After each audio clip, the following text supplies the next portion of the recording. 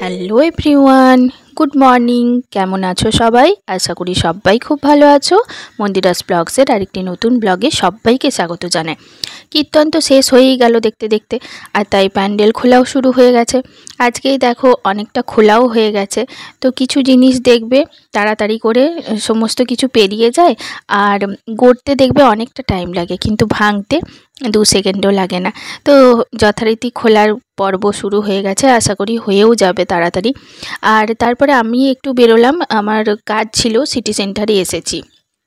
আমার অ্যাকচুয়ালি কি বলতো, ফোনটার প্রচণ্ড প্রবলেম হচ্ছে, যার জন্য আমি এখানে জিও কেয়ারে এলাম।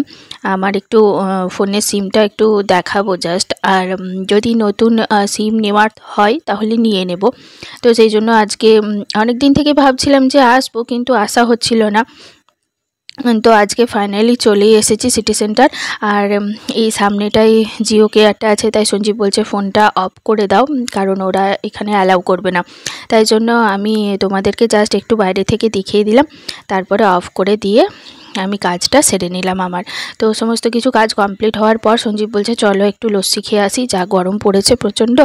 বললাম ঠিক আছে চলো তাহলে। তো লস্যি নিয়ে এখন বসে গেছি, ম্যাঙ্গো লস্যি খাচ্ছি। আর এত সুন্দর খেতে, বলবে ম্যাঙ্গো লস্যিটা দারুণ বানিয়েছে। তো বেটুকে দেখছো খেয়েই যাচ্ছে। আর আমার জানো তো কোনো জিনিস মানে এলেই না খুব মন খারাপ হয়ে যায়, কারণ কি বলো তো, আমার তিথিটা সাথে থাকে না, তো খুব মন খারাপ লাগে। তাই বললাম যে তিথি তাহলে কি করবে, বললো ঠিক আছে প্যাক করে নিয়ে নেবো একটা। ওর জন্য নিয়ে চলে এসেছি, আর ও ঘরের ভেতরে খাচ্ছে। ওকে বলেছিলাম ম্যাঙ্গো লস্যি দিতে, ও এমনি লস্যিটাই দিয়ে দিয়েছে। তো যাই হোক, কী আর করা যাবে, তো এমনি লস্যিটাই নিয়ে এসেছে, বেশ ভালোই লাগলো খেতে। আর বেটুর তো এখনও চাই, তাই জন্য ও দিদির সাথে ভাগ বসিয়ে নিয়েছে একটুখানি। আর মেয়ে তো পেয়ে খুবই খুশি, যায়নি কিন্তু নিয়ে চলে এসেছি। হ্যাঁ বলছে দারুণ খেতে।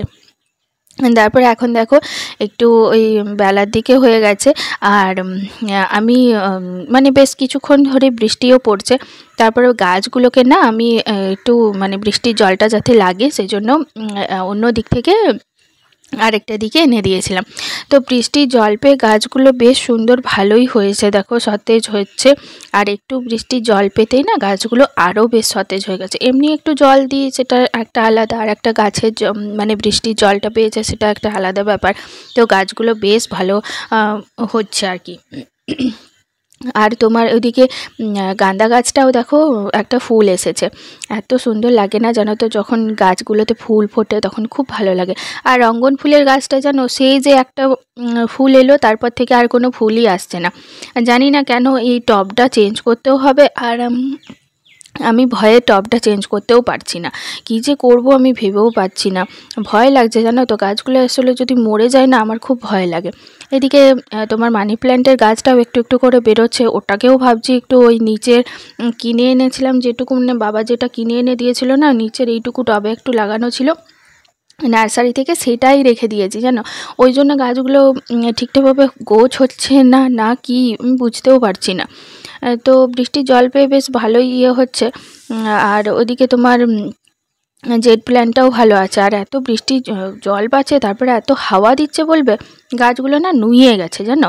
তো আজকে ভাবছি জেড প্ল্যান্টের গাছটাকে ঘরের ভেতরে ঢুকিয়ে দেব, আর তোমার ব্যাম্বু ট্রিটাকেও ওই দিকে করে দেবো, কারণ কি প্রচুর জল পাচ্ছে, জল পেয়ে পেয়ে তোমার গাছগুলো পুরো একদম নুয়ে গেছে। তো ওই জন্য ওইটাই ভাবছি যে করব। আর এই গাছটা সেই যে ছোট একটা পাতা পড়েছিল, সেখান থেকে আবার একটা পাতা, নতুন পাতা গজিয়েছে। দেখি এটা কতদিনে আবার বড় হয়। তো হাওয়া দিচ্ছে প্রচণ্ড, গাছগুলোর জন্য নুয়ে গেছে কেমন একটা। আর ওদিকে আমার বেটু দেখো বিকেলবেলায় গাড়ি চালাতে ব্যস্ত। ওর হচ্ছে এটা মানে সঙ্গী বলতে পারো জানো, মানে যখন থেকে উঠেছে তখন থেকে, মানে যখন থেকে ওটা কিনে দিয়েছি তখন থেকে ওটা একবারের জন্য ছাড়ে না। ঘুম থেকে উঠেই ওটা শুরু করে দেয়, সকালেও তাই বিকেলেও তাই নিয়ে। আবার আমাকে বলছে, যে দেখেছে আমি ক্যামেরা করছি তখন আমাকে বলছে যে একটা ছবি তোলো, আমার একটা ছবি তোলো, দিয়ে ওরকমভাবে পোজ দিচ্ছে। দিয়ে তখন আমি বললাম ঠিক আছে তুই গাড়িটা চালা, আমি ভিডিও করছি। তো আমার দিকে চলে আসছিল, তো আমি বলছি দেখ দেখ সামনের দিকে তাকিয়ে দেখ। আর এটা জানালাটা খুলে আছে না, মাথাটি ঠুকে যাবার ভয় আছে জানো। তাই আমি বললাম যে একটু সামনের দিকে তাকিয়ে চল। তো ওই গাড়িটা নিয়ে সারাক্ষণ এদিক ওদিক চারিদিকে সবসময় দৌড়ে বেড়ায়। গাড়ি হচ্ছে ওর অঙ্গের সঙ্গী। তো ওইটা নিয়ে এখন খেলছে, আমাকে বলছে দেখো পোজ দিচ্ছে দেখেছো, বলছে ছবি তোলো ছবি তোলো, একটা পা ব্যালকনির ওপরে উঠিয়ে ইয়ে করে ওই সব করছে। আর তারপরে আমার তিথি আবার বলেছিল যে অর্ডার করতে পিৎজা, তোর বাবা পিৎজার অর্ডার করেছে, তো ডেলিভারিতে চলেই এসেছে। আর জানো আমি একবার অর্ডার করেছিলাম, আমাকে বলছে যে তোমাদের লোকেশনে যেতে পারবো না, একটু আগের থেকে নিয়ে আসতে হবে, সেটা আবার আমি ক্যান্সেল করেছিলাম। আর এদিকে সঞ্জীব অর্ডার করেছে, বেশ সুন্দর চলে আসছে বাড়ি অবধি, কী যে হয় জানি না বাবা। আর তারপরে আবার এই যে দেখো শুরু করেছে পিৎজা খাবে বলে, ও নিজেই রেডি করছে। তো স্মল সাইজ মিডিয়াম সাইজটাই দিয়েছিলাম, খুব বেশি একটা দিইনি। তো পিৎজাটা খেতে ভালোই লাগে, খারাপ লাগে না, আমারও বেশ খেতে ভালোই লাগে। তো যাই হোক খাওয়া টাওয়া হলো, তারপরে দেখো সন্ধে হয়ে গেছে, এই যে চারিদিক একদম মেঘে ঘনীভূত হয়ে গেছে, সন্ধেও হয়ে গেছে, চলো এবার সন্ধে দিতে যাই আমি। আর ব্লগটাও এখনকার মতো শেষ করলাম। সবাই ভালো থেকো, সুস্থ থেকো, পরিবারের সকলকে ভালো রেখো।